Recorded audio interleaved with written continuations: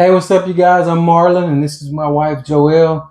Today, we wanted to talk to you guys about why we decided to go with the manufactured home for our living situation. A lot of people have made lots of decisions over the past couple of years when it comes to how they live, where they live, and in what they will live. Stick bill, barn dominium, shed to home, all sorts of home options out there. And we have considered and at least looked at probably just about all of them, all except for probably like a tree house or something like that. Well, I mean, you did look at Amazon. My husband, he was shopping on Amazon for a kit, house kit. Well, I wasn't necessarily shopping. I mean, I was looking just to, kind of see some ideas because I had spoken with a realtor and he actually recommended like, hey, if you're looking for, like a different type of something out of the box, you could consider looking at Amazon. They have homes on there for sale. And I was like, huh? That's literally out of the box. Like, what? No pun intended with that one, but he did recommend that. And I went and looked. And to my surprise, I was like, wow, this is quite interesting. But we came to a decision that we are going with the manufactured home option.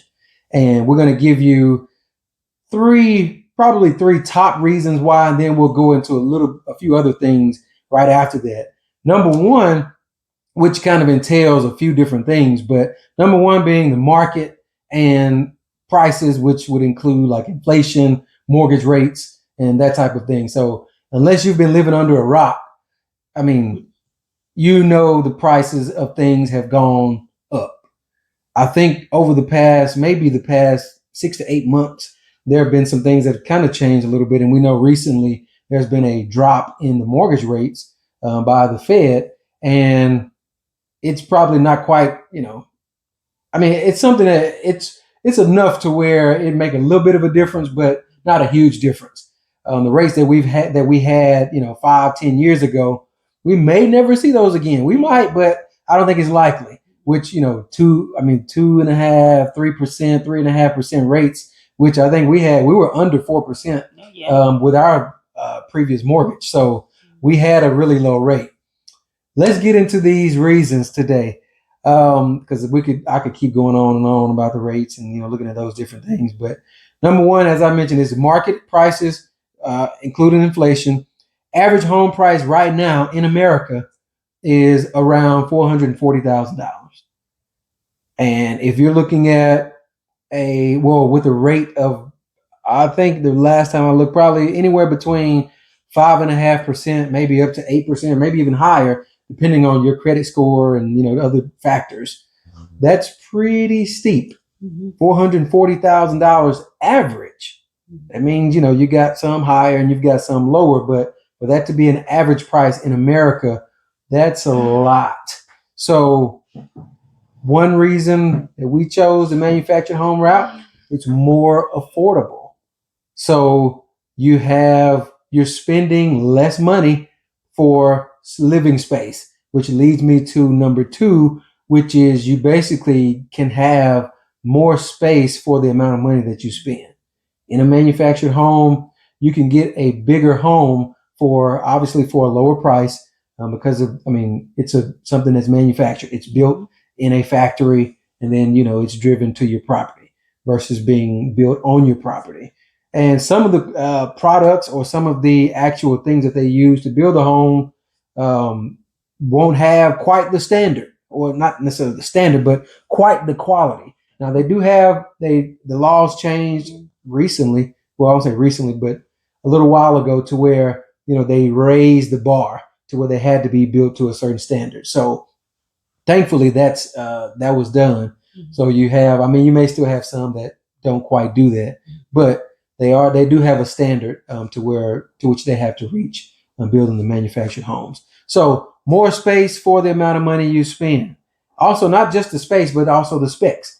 You may be able to get, or you can get, some of the amenities and different things that you would have wanted in a traditional stick build. You can get in a manufactured home for less cost. That's another reason why we've chosen to take this route. My wife had a whole list of things, still has that list. Mm-hmm. She may talk a little bit about that in a moment, but list of things that she wanted in the home.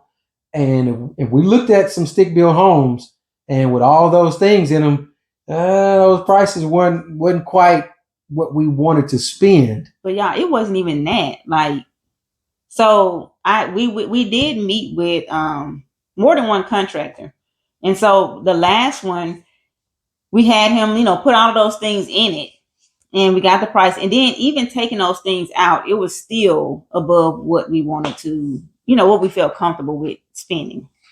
Yes. So, and we'll get into a little bit more, a few more details about that in just a moment. But number 3, the third thing was not wanting to be house poor. Now, some of you may know what that means. Some of you may not. If you don't, bring your ears real close. I'm about to tell you. House poor is when you've got, let's just take a hypothetical example. I'll try to use some easy numbers. You make $5,000 per month. Bring home pay. That's what you clear after taxes. Your mortgage payment is $2,500 a month. Let's do the math, folks. That's 50% of your income, like that you actually see in a mortgage payment. And you wouldn't believe, or you may believe it, but there are lots of people out there living like that right now. Those are that's what you would call house poor, because so much of your income is going out with that one expense, to where by the time you factor in eating, gas, your utility bills, insurance, all those things, you really don't have any money left. It's called a DTI, your debt to income ratio. A lot of people are living with very, very high debt to income ratios right now. I used to think when I saw somebody in a really, really nice vehicle, a F-250, F-350, a BMW, a Benz, or whatever, think like, man, like they must have a lot of money, like they're doing really well. Some people are.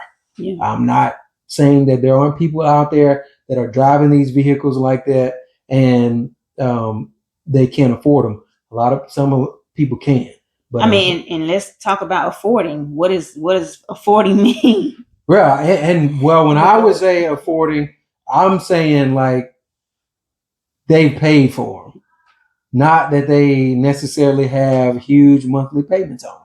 And I know there are a lot of difference of opinions on that, but I'm talking about they pay for these vehicles. They don't pay anything every month.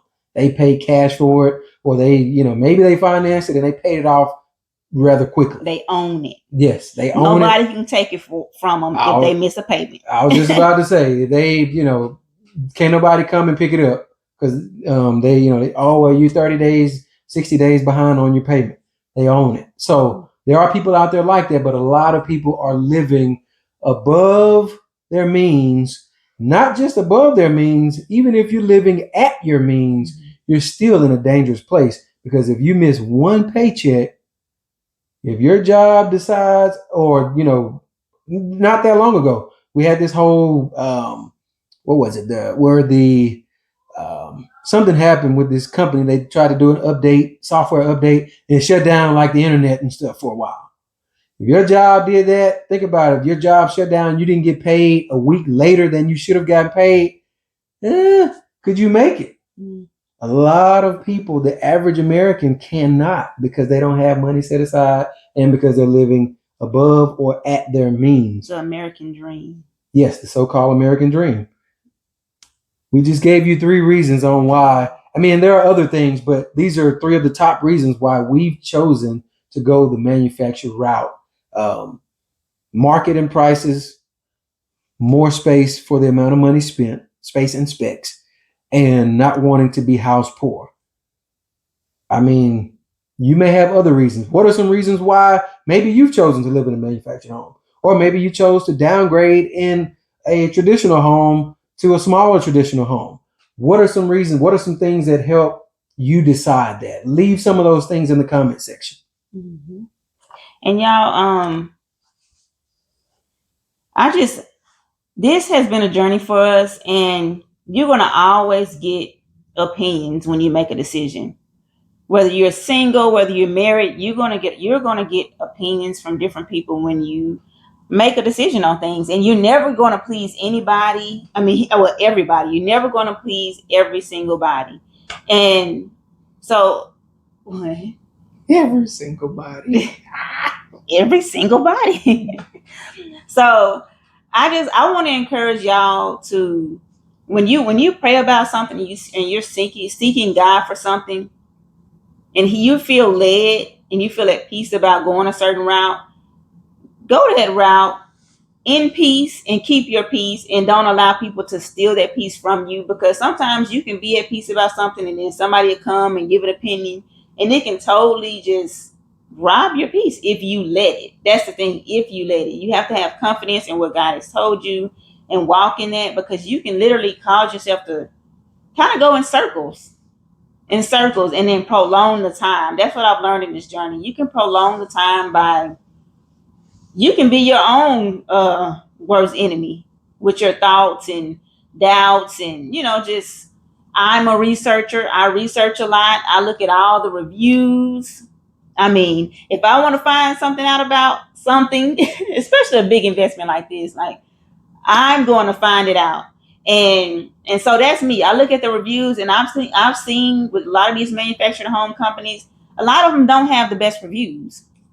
um some of them have kind of trends, like where people are saying some of the same things, and to me, I'm like, oh, if it's a trend or something, it makes me a little nervous. But at the same time, when you still feel at peace about it, and it's something that you feel kind of led to do, then you just have to trust God and do it, and just pray along the way.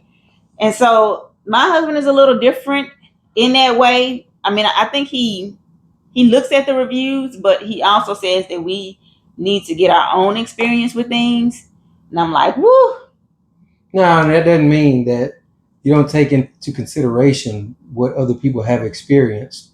My thing is, I mean, because I mean, I've worked, with people over the past 16 years, 17 years working in the public, and people are going to have opinions about, and reviews about things that, I mean, some things are splitting hairs. I mean, again, I know this is a huge investment for us and for whoever's considering purchasing a home, but I just don't hang all of my, I don't hang everything on just the reviews of other people. I mean, just because somebody else had a bad experience does not mean that you will. We need, we listen to good counsel. We believe in good advice and all those and wisdom from other people. But at the same time, it's a decision, like she said, when we've prayed, we've researched and done all these things. When we come to peace with a decision, then I mean, let's go ahead and let's jump in. Let's get our own experience. Yeah, and then just at the time, you might not always understand why you feel led to go a certain way. You might not understand it until years later. But at the end of the day, we have to trust God. And I'm thinking about the scripture that says, "Trust in the Lord with all thine heart, and lean not into your own understanding. In all your ways, acknowledge Him, and He shall direct your path." If you're acknowledging Him in all your ways, if you're trusting Him with all your heart, then you just have to walk in what He is leading you to do, and knowing that all things work together for the good of them who love God, who are called according to His purpose. So no matter what, it's working out for our good, and then that's it. You just have to just trust. Yeah, and a couple other things that we'll mention is we know there are stigmas when it comes to people who live in manufactured homes and manufactured homes themselves. I mean, people have all sorts of opinions about that. Once again, when you make the decision, you cannot please everybody, just like she mentioned. Whether we live in a 2-story brick home that's on a lake with 5 acres and white picket fence and all those things, or with geese and ducks and all sorts of animals out there, whether we purchase or live in something like that or a box under a bridge, if that's what we chose to do, somebody would have an opinion about it, and anything in the middle of those two things. I know I went from extreme to extreme, but somebody's going to have an opinion about it. And if we live our lives trying to please appease everybody's opinions or everybody's thoughts about what we're doing, then you're going to run yourself crazy. And that's not who we are. And we encourage you guys to not be that way. Go with what you feel led to do after you've prayed, after you've fasted, or after you've gotten wisdom or the counsel of people that you trust. Go with your decisions. So the stigmas are there. Hey, they're there. People do this, do these things trying to keep up with the Joneses or keep up with the Williams or the whoever. They are living beyond their means and they're struggling. A lot of people are struggling. I've worked in finance for the past 16 years and I've seen it firsthand. People it's not always what it looks like. People can have the nicest of homes and the nicest of vehicles, but a lot of people are struggling. Yeah, the American dream is the American nightmare for a lot of people. Yeah, and it has become that. Some people, they at first maybe they were doing well, but when inflation rolled in and the prices of things started to go up and the rates went up and a lot of things changed, some people have now been squeezed so much to where they can't afford the homes they used to could afford. And a lot of it is because a lot of people haven't given themselves that cushion. Yeah, margin. They have because no you're margin. already living at your means. So if something changes or something goes wrong, then you're in a pickle. Woe is you. Yeah, you're in a pickle. Not good. Yeah. So it's certainly not good.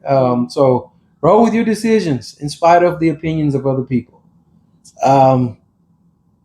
Just mention, people look like they have it and they really don't. You don't have to look like you have it to have it. There are some people that live in manufactured homes, that live in homes that other people would look at and frown upon, and they are doing well financially. They have decided to invest their money into something else. You decide. Taking vacations. And that's another thing. We want to live, y'all. I was just talking to him about, if we get the manufactured home, I want to travel. I want to get an RV or something and just travel around and just do things and make memories as a family. And so if you don't live at your means or above your means, you have more wiggle room.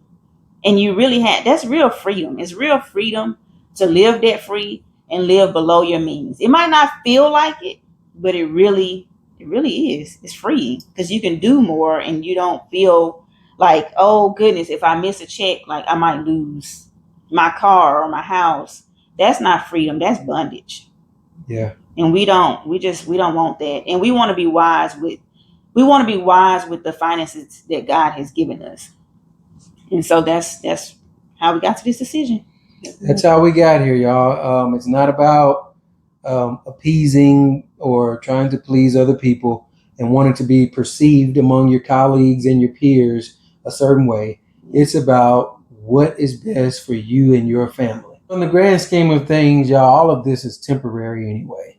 Where we live, what we drive, where we work, all of these things will pass away at some point. So when you come to the decisions or make decisions to do something, go on with that thing.